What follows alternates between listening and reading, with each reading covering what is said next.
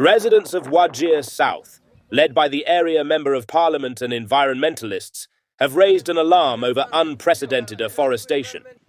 They said the activities are mainly caused by refugees. They now want the United Nations Refugee Agency to intervene.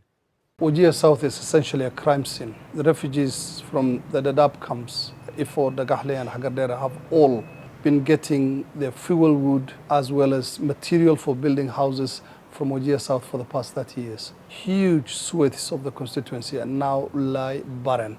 You can see areas that have already turned into deserts, complete with sand dunes, and this is unacceptable. There's been absolutely no support coming from the UNHCR and other organizations taking care of the refugees, some of them buying the fuel wood that's been obtained from Wajir South through massive deforestation by the refugees, and we are not going to accept any longer. We are taking matters into our own hands now. Our communities have been sensitized enough. The massive poaching that's also going on, the killing of giraffes, dik-diks, gazelles, and selling the meat in the markets of the refugees is also wanton.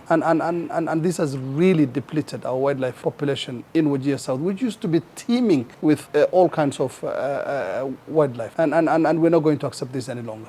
The environmental cost of sustaining the Dadaab refugee complex has had or has led to a triple tragic effect. Wanton poaching, destruction of the environment, and the irreversible damage of the fragile ecosystems in the counties of Garissa and Wajir, and Mandera also.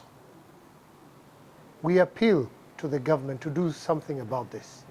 We appeal to the relevant ministries and the ministers to try and intervene. You can see the level of destruction in our counties. You know, our wildlife is being decimated. Poaching is fueled by desperate conditions in the refugee camps. It's not just a crisis of humanity. It's also a crisis of conservation. Government, what is the government doing? What is the Minister of Environment? What is the KWS? Why are they looking at these problems and we are facing daily? And we know these things doing the refugees is not permissible. It's not permissible in Kenya for cutting trees, for killing the wildlife. And as we are a community, we are facing these problems, and we tried our best to intervene, to try to remove these problems.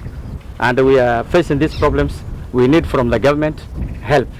Actually, we need from the government help.